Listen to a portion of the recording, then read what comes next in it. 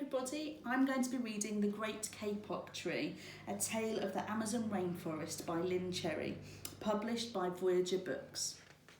Now this book has some really beautiful illustrations, so if you ever get a chance to have a closer look, please do.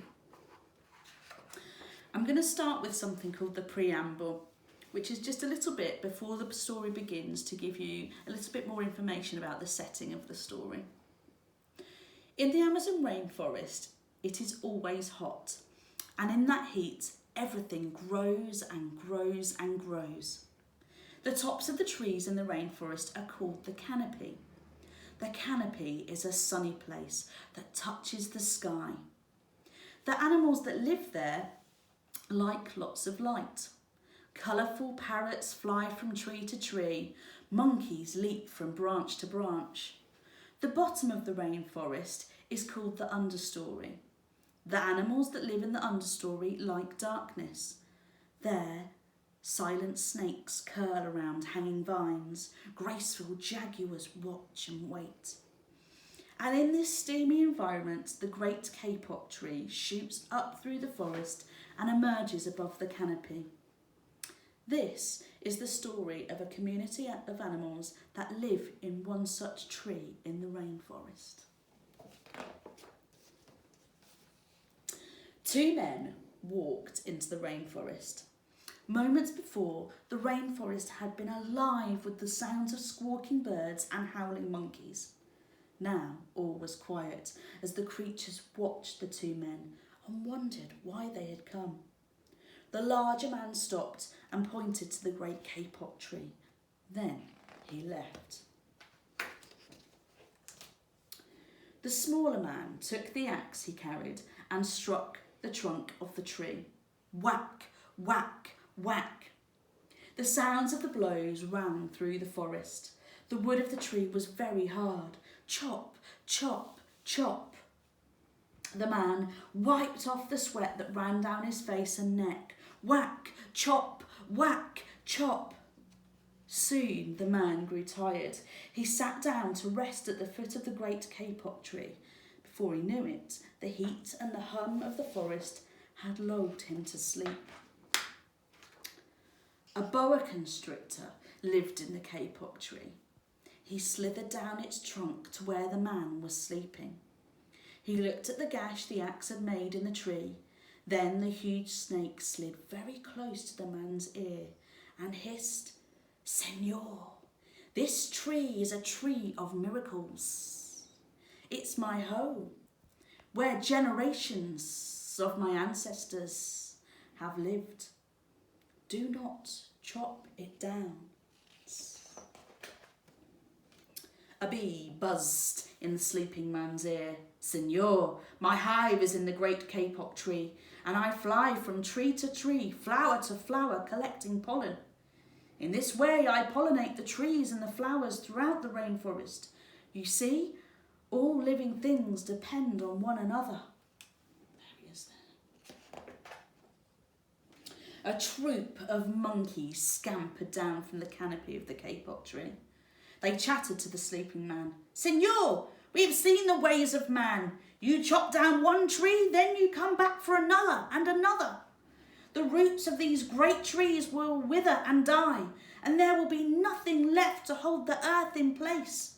When the heavy rain comes, the soil will be washed away and the forest will become a desert." A toucan, a macaw and a cock of the rock flew down from the canopy. "Senor," squawked the toucan, "you must not cut down this tree. We have flown over the rainforest and seen what happens once you begin to chop the trees down. Many people settle on the land. They set fires to clear the underbush, and soon the forest disappears. Where once there was life and beauty, only black and smouldering ruins remain." A bright and small tree frog crawled along the edge of a leaf. In a squeaky voice, he piped in the man's ear, "Senor, a ruined rainforest means ruined lives, many ruined lives. You will leave many of us homeless if you chop down the Great Kapok Tree. A jaguar had been sleeping along the branch in the middle of the tree. Because of his spotted coat blending into the dappled light and shadows of the understory, no one had noticed him. Now he leapt down and padded silently over to the sleeping man. He growled in his ear, "Senor, the Kapok Tree is home to many birds and animals. If you cut it down, where will I find my dinner?" 4 tree porcupines swung down from the branch to branch and whispered to the man, "Senor, do you know what we animals and humans need in order to live? Oxygen. And, Senor, do you know what trees produce? Oxygen. If you cut down the forest, you will destroy that which gives us all life." Several anteaters climbed down the Kapok Tree with their young, clinging to their backs. The unstriped anteater said to the sleeping man, "Senor, you are chopping down this tree with no thought for the future. And surely you know that what happens tomorrow depends on what you do today. The big man tells you to chop down a beautiful tree. He does not think of his own children, who tomorrow must live in a world without trees." A 3-toed sloth had begun climbing down from the canopy when the first man appeared. Only now did she reach the ground, plodding ever so slowly.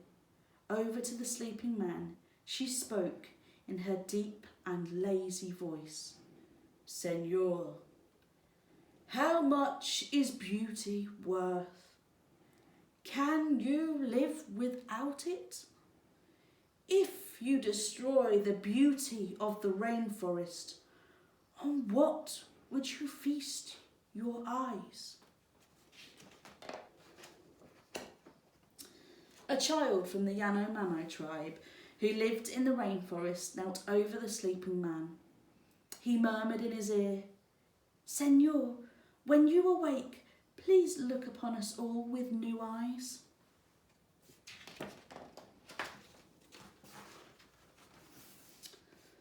The man awoke with a start. Before him stood the rainforest child, and all around him, staring, were the creatures who depended on the Great Kapok Tree.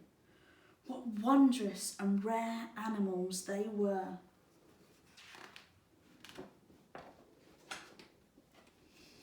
The man looked about and saw the sun streaming through the canopy. Spots of bright light glowed like jewels amidst the dark green forest. Strange and beautiful plants seemed to dangle in the air, suspended from the Great Kapok Tree. The man smelled the fragrant perfume of the flowers. He felt the steamy mist rising from the forest floor, but he heard no sound, for the creatures were strangely silent. The man stood and picked up his axe. He swung back his arm as though to strike the tree. Suddenly he stopped. He turned and looked at the animals and the child.